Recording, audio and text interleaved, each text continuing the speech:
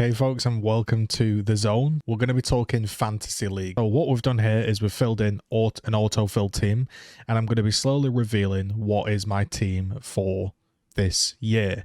Last year, I got 2,168 points, I believe. My first goalkeeper is going to be Sanchez. The reason it's going to be Sanchez is I think that Brighton are one of those teams that have the opportunity to keep the odd clean sheet. I don't think they're going to be the best clean sheet, having lost some key players. And I think he's going to get a ton of shots fired at him. So maybe even if he concedes a lot, he might get the odd save point. His fixtures aren't bad for the first few weeks. He's cheap. I don't want to spend a lot of money in the goalkeeper area. That means, Pope, you won't be the second keeper. In fact, I will be going for my boy, Ben Foster. So Ben Foster is coming onto the team. He'll be the backup keeper. Ben Foster's going to be in there just purely for meme's sake, really. The defense. Now, what strategy have I gone for? Now, originally, in here was Robertson. However, he did his ankle in, and that left me with some choices. Now, having scouted about, I figured that I would play a player called Tsimicus. You can correct me if I'm wrong there, but he's basically the backup left back. Now, James Milner could play there. They could also put a different person at right back and shift Trent over to left back, but apparently he's been playing well in pre-season. He's 4 million, so at worst, he's just going to be cannon fodder anyway, because it gives me a bit of Liverpool coverage, and he's unbelievably cheap for someone that might actually start.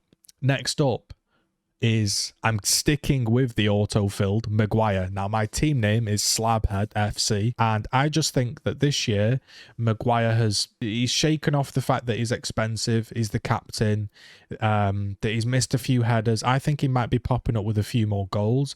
I think surely we're going to have a few more clean sheets with Varane coming in. But even if we don't get more clean sheets, I think he's passing towards the end of Manchester United's sort of season, and in the Euros, his passing was beginning to look like that Maguire that we knew, that can play the ball through the lines.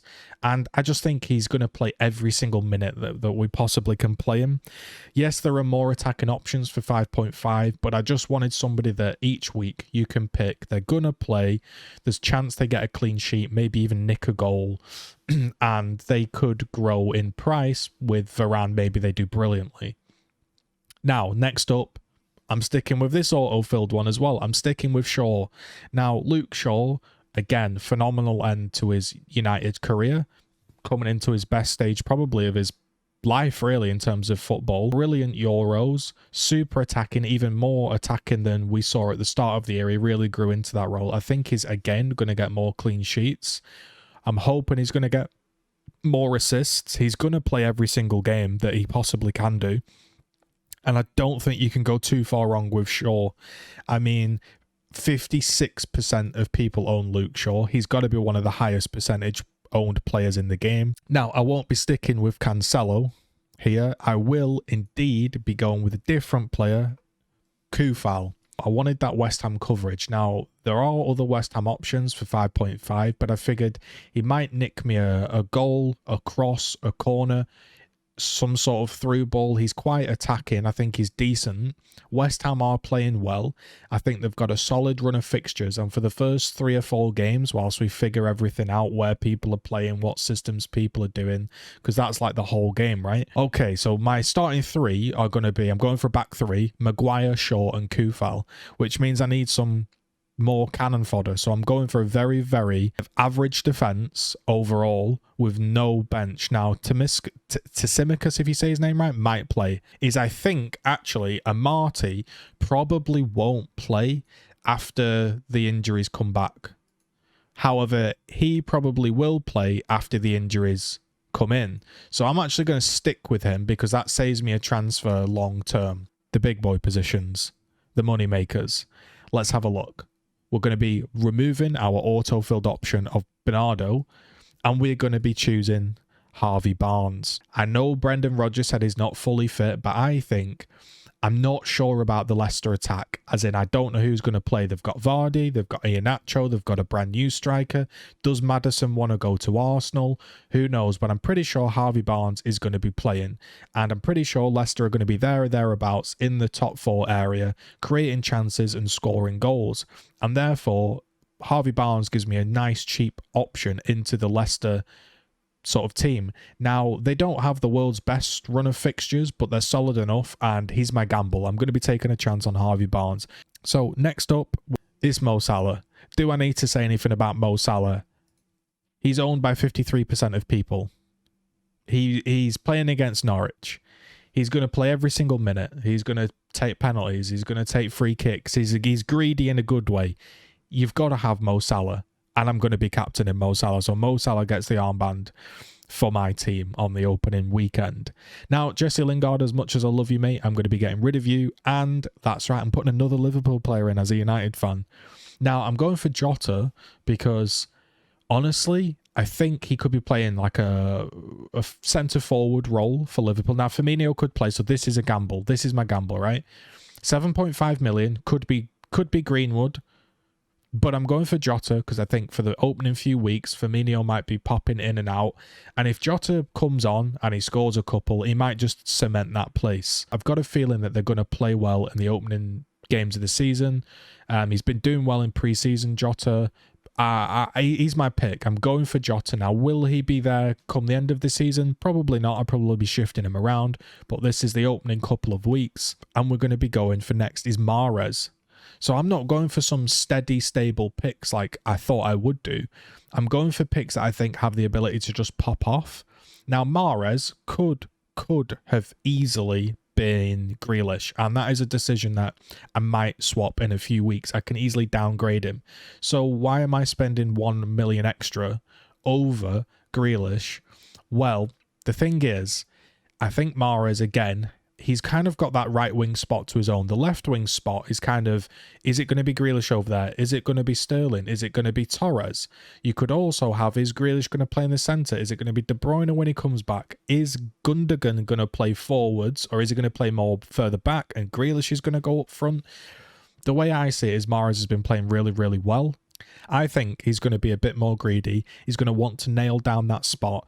And if Grealish, if Foden, if Gundogan, whoever he picks out of his pot of 600 players is there, I'm sure he'll be getting assists and goals if he plays. If he doesn't play, it's an easy swap to somebody. And it's my main man. That's right, I'm going for a 5-man midfield of Fernandes. Bruno Fernandes. Look, the guy's fully rested. He was knackered at the end of the season, but was still assisting, scoring goals. He's going to be a point machine across the season. I'm absolutely sure of it. And if he's not, he's an expensive player that I can swap to somebody else. So you've got to have Fernandes for me. So I'm going for Fernandes. So I'm going 3-5-2. That's right, for those that have already worked it out. And I will be going for Watkins. Now, why Watkins? Why not Ings? Why not all these other options? Well, I wanted some coverage for Aston Villa. I wanted maybe Buendia, but I keep looking at my midfield and I can't really swap any of them for Buendia. So you might think, oh, well, Watkins is a yellow star. Maybe pick somebody different. Just think that Watkins still will play. I think Ings might play behind him. Watkins, I don't think he'll play left wing. I'm not sure what their system is going to be. I just know that Aston Villa are probably going to score goals. He's a nice, cheap forward to get in for a couple of weeks. And Richarlison. Now, this is a bit of a wild one because when I look at my team and I say it out loud, I'm seeing a lot of people that people might not have. I'm not sure. Richarlison, Man U played Everton in a pre-season game and we smashed them and Everton looked awful. And they've also got a manager that used to manage Liverpool. And if things start to go wrong for Everton, I'm sure they'll turn on him. Benitez also likes solid defensive work. And it could be a disaster pick. It could be a disaster pick that I end up sitting on and sitting on and sitting on. However, I think when I watched the preseason game with Man U, Digne was whipping in balls and there was nobody there. Now with Calvert-Lewin been injured, I'm pretty sure even though Richarlison's just come back off international duty, he'll play. I'm sure he'll feature in the game at some point. And I think his run of fixtures is decent. It's going to be going for some cannon fodder of a 4.5 million Obafemi. That is the starting lineup. Sanchez, Maguire, Shaw, Kufal, Fernandez, Salah captain, Mahrez, Barnes, Jota, Watkins, Richarlison. Now, the one player I did miss out on is Tony. I was tempted to switch Richarlison or Watkins to Tony and use that 1 million somewhere. I think Tony's going to score against Arsenal. I think a newly promoted team, they're going to be high and flying. They're probably going to score and I'm going to regret it. He might even get a bloody hat-trick knowing my luck. I'm not going for a Harry Kane. I'm not going for a Lukaku because I don't think they'll play the first week. And for me to sort my team out to get those players in, it will be a struggle. I'll end up starting the match with 5 million in the bank. That's the team. Let me know, managers, what is your team looking like in the comments below. And cheers for tuning in. Peace.